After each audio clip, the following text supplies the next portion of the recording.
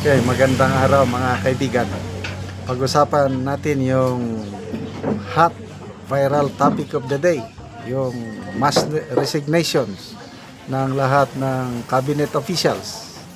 Okay, as of 11, mga more than 11 a.m. Anong oras na ba? More than 20 nang nag-tender ng courtesy resignation. Yung iba, parang ayaw. Kinakabahan, ayaw matanggal. Ang isa sa parang ayaw matanggal, ito si Kipi Chu, mayroon siyang post. Sabi niya, Gadon, I'm not covered by the order. Yung courtesy resignation. Claire Castro, you are covered. Allah. May natatakot dyan, mawalan ng laki kaya ng sweldo ng presidential advisor. I think abot ng 250,000 naman, 4 million a year. Nag-press conference, nag-press briefing na si Jose Claire Castro at sabi niya, inaamin daw ng Pangulo na nakulangan siya sa performance. Yung resulta ng eleksyon, nakulangan siya dahil kakaunti ang nanalo sa kanilang lineup Kaya dahil doon, ito na, nagresulta ng courtesy mass resignation lahat. Hindi daw kasama si Larry Gadon. Dito, itong post ni Kipi Chu, magbasa lang tayo sa mga comments. Palagay ko, lahat ng presidential appointees kasi presidential advisor ka Lawrence Yibuan, sabi Bobo Tandem. Kit Daat, in my head I can just hear Attorney Gadon muttering to himself, Bob. Robert Wait, the same variety of fruits, magkaparehas daw, Claire and Gadon. Leas Prutasan, basta protect anti-Claire at all cost. Indeed, an apple of the eyes and vitamins for every Filipino. She made us laugh, smile. Laughter is the best medicine. Okay? So, sana, dasal tayo, hindi matanggal si anti-Claire. Di ba? Mag-petition tayo. Stay put. Kailangan natin si anti-Claire sa palasyo. Dionisio T. Bernardo, baka si anti-Claire covered. Bang mo, natatay si Gadon. Charing Stone, basin gusto pa ni Gadon ang Bisayaon para makasabot. Bobo versus Boba. Okay, so sige, tignan natin kung covered ba siya o hindi. Kasi palagay ko lahat ng presidential appointees mag-courtesy resignation na. At malalaman na natin. Okay, speaking of Mr. Larry Gadon, grabe, napahiya siya ng gusto itong eleksyon na ito. Kasi nga, sinasabi niya, wala na daw tao ang mga Duterte. Kaya gustong-gusto niyang magkandidato si BP Sara para daw mapahiya.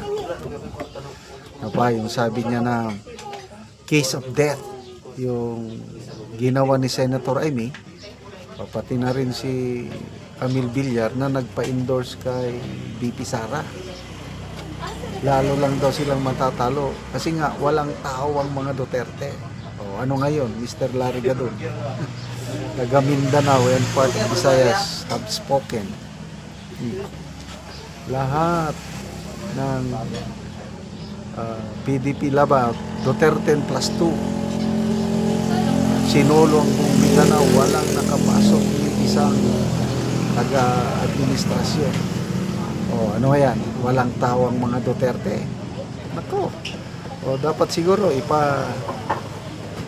ipamukha natin, kay Mr. Larry Gadon yung survey ng WNR. na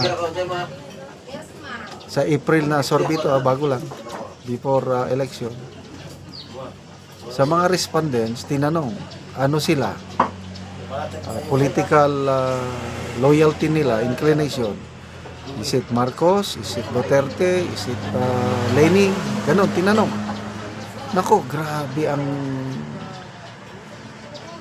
resulta, no? 40% sa mga respondents, they consider themselves Marcos loyally, Duterte diehard supporters. 40%.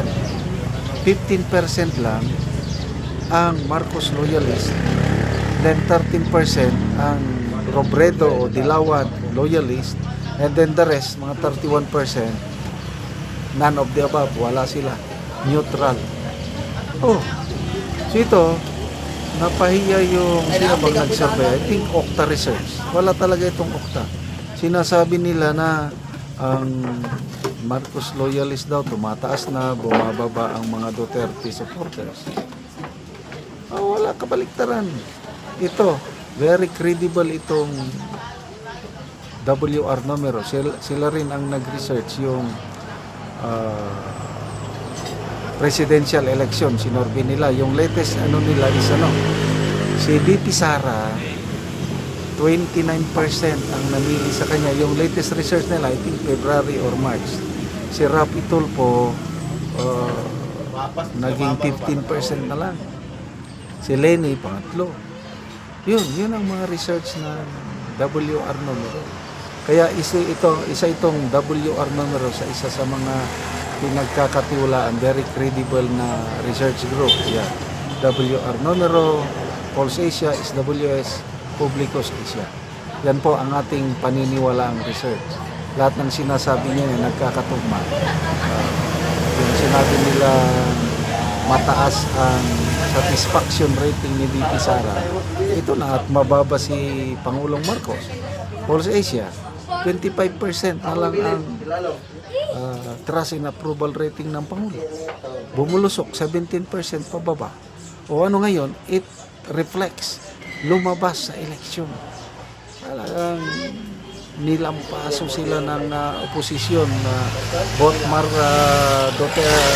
Duterte and Dilawan.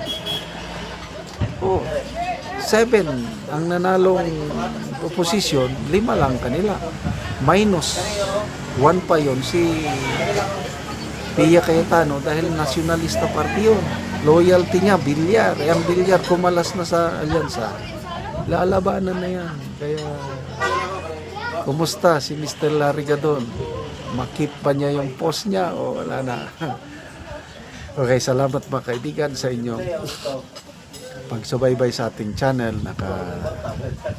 Nakakatulong kayo ng malaki sa tribong Talandig ng Bukidnon dahil ang sweldo po natin ay pang tulong sa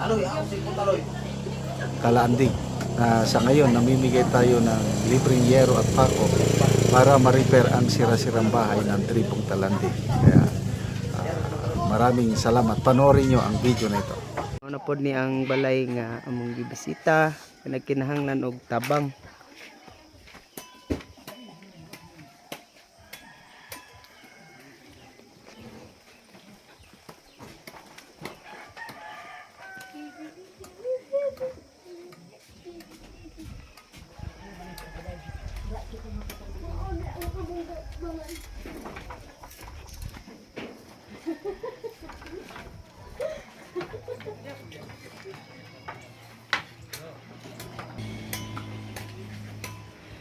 Ayo, Uncle. Kanang mong balay, nabunod na, dito ni mag-akuan na ni. Mayong buntag, Col. Yeah.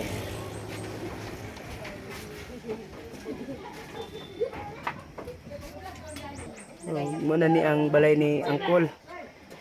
Nga luag na gid kaayo ang dagko ng buslot.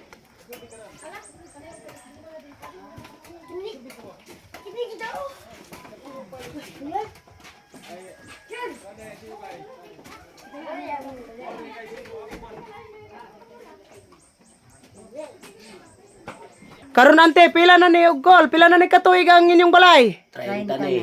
30 na ni katuig. Mura nga inani ng itsura. Ante karon manguha na mo angkol, manguha na mo kahoy nga Sige, manguha mi. tagaan na mo sen lansang Oo. pa ko plinsen. O kan manguha ni. Oo. Bang. Salamat. O kan mga kan mo Ginoo tabangan mi. Oo, kol matabangan na mo. Salamat sa video. Tabangan. Nakagatot may Tabangan. Oo. matabangan. Oo. Oh, salamat po kayo ante.